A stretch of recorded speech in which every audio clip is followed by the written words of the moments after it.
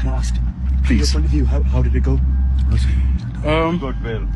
We approached the Islamabad High Court and altogether there were 9 bail applications. How did you feel it went?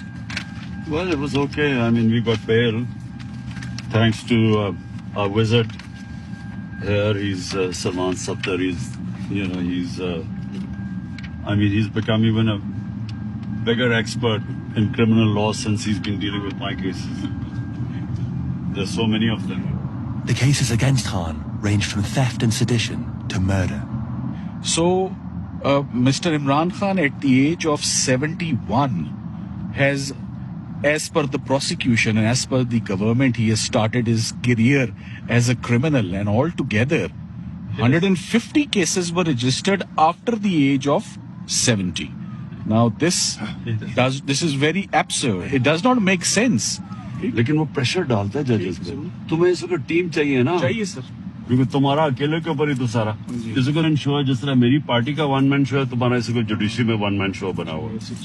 जो इनको उड़ाया जा रहा है ना, you can't believe. Khan's next stop was the anti-terrorism court.